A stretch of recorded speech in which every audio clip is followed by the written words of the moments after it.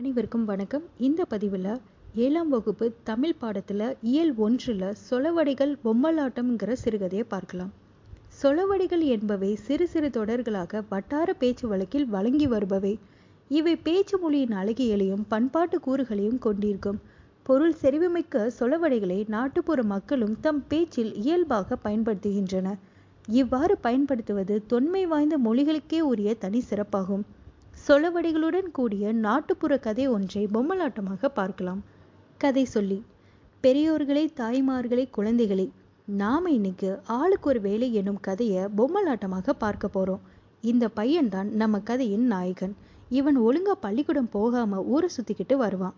அவங்க அம்மா எவ்வளவோ சொல்லியும் அவன் கேட்கல. புண்ணுக்கு மருந்து போட முடியும், பிடிவாதத்துக்கு மருந்து போட முடியுமா? அவனோட பிடிவாதத்தை யாராலும் மாற்ற முடியல. ஒரு நாள் அப்பா பையனை கூப்பிடுறாரு. ஆனா உடைஞ்சு போன வெள்ளம் அழுதாலும் வராது. இப்ப நீ சரியா படிக்கலன்னா வாழ்க்கையில முன்னேற முடியாது. ஒழுங்கா பள்ளிக்கூடம் போய் படிக்கிற வேலையை பாரு என்கிறார். படிக்கிறதுலாம் எனக்கு பிடிக்காதப்பா என்கிறான் பையன். விளைச்சலுக்கும் வெள்ளாட்டுக்கும் ஜென்ம பகைங்கிற மாதிரி இந்த பையன்கிட்ட போராடிதான் படிக்க வைக்கணும். எறும்பு ஊற கல்லும் தேயுங்கிற மாதிரி இவனை கொஞ்சம் கொஞ்சமா மாத்தணும்னு நினைக்கிறாரு அவங்க அப்பா. பொறுமையா அறிவுரை சொல்றாரு. ஆனா பையன் கேட்கல. போப்பா, பள்ளிக்கூடம் போற வேலையெல்லாம் எனக்கு ஒத்து வராது என்கிறான். அப்பாவுக்கு கோபம் வருது. சத்தம் போடுறாரு. சத்தம் கேட்டு அம்மா வெளியே வராங்க. ராசா, உழைக்கிற மாதிரி தான் ஊருக்குள்ள வேலை போகும். நீ படிக்கலன்னா ஊர்ல யாரும் உன்னை மதிக்க மாட்டாங்க. அதனால நீ பள்ளிக்கூடம் போய் நல்லா படிச்சுக்க என்கிறாள்.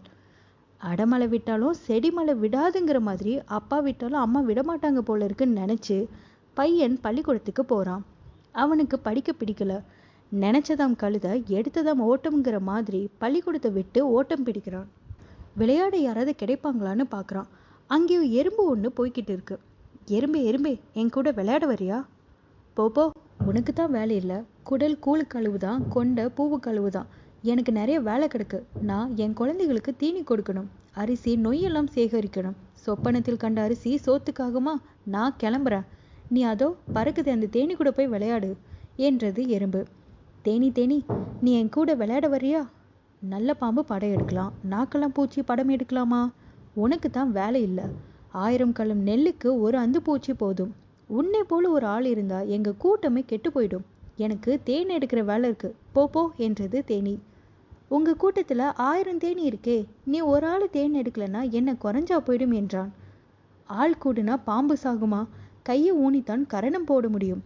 பூவெல்லாம் குறுகி மூடுறதுக்குள்ள நான் தேன் எடுக்க போகணும். இவ்வாறு சொல்லிக்கொண்டே தேனியும் போயிடுது. பையன் கொஞ்ச தூரம் நடக்கிறான்.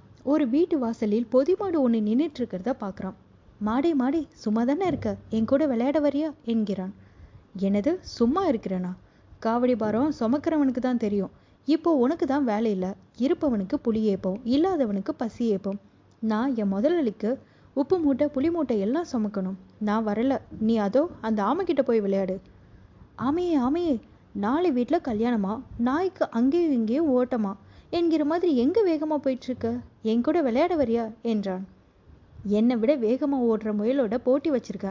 அவ பொழுது போக்குவதிலும் தவ பொழுது நல்லதும்பாங்க. நான் கொஞ்ச நேரம் கூட வீணாக்காம நடந்தே ஆகணும் என்றது ஆமை. பாடி பாடி குத்தினாலும் பதறு அரிசி ஆகுமா? நீ ஓடி ஓடி பார்த்தாலும் முயலை முந்த முடியுமா என்றான். அதிர அடிச்சா உதிர விளையும். அது மாதிரி முயற்சி செஞ்சா எல்லாம் முடியும். நீ வேணும்னா அதோ அங்கே படுத்திருக்கிற முயல் கூட போய் விளையாடு என்றது ஆமை. பையன் கொஞ்ச தூரத்தில் படுத்திருக்கிற முயல்கிட்ட போறான். முயலே முயலே, குத்துக்களுக்கு என்ன குளிரா வெயிலாங்கிற மாதிரி கவலையே இல்லாம படுத்திருக்கே, வா விளையாடலாம் என்றான். அகலில் விழுந்த முதலைக்கு அதுவே சொர்க்கம்னு சொல்ற மாதிரி நிழலில் படுத்து தூங்கினதுனால போன தடவை ஆமையிடம் தோத்து போயிட்டேன். இந்த தடவையாவது நான் முந்தி ஆகணும். அதனால நான் வேகமா ஓடணும். நீ வேணும்னா அதோ அங்கே இருக்கிற குட்டி சவர் கூட போய் விளையாடு என்றது முயல். அந்த பையன் கார்த்திகை மாதம் பெரிய கண்ட மாதிரி விளையாட ஆள் கிடைச்சிச்சுன்னு நினைச்சு அந்த குட்டி சவரு மேல ஏறி குதிச்சு குதிச்சு விளையாடுறான். அது ரொம்ப பழைய சுவரு, மலையில வேற நல்லா ஊறி இருக்கு. இவன் ஏறி குதிச்சதும் பொல பொலன்னு இடிஞ்சு விழுது. அதுல இருந்த பூச்சி எறும்பு வண்டி எல்லாம் வெளியில வருது. அட பாவி, நாங்களே அதை விட்டாலும் கதி இல்லை, அப்பால போனாலும் விதி இல்லைன்னு நினைச்சு தட்டி போட்ட ரொட்டிக்கு புரட்டி போட ஆள் இல்லாம இருக்கோம். உனக்கு தான் வேலை இல்லைன்னா நாங்க பாடுபட்டு சேர்த்து வச்ச பொருளே எல்லாம் இப்படி போட்டு உடைச்சிட்டே என்றது எறும்பு.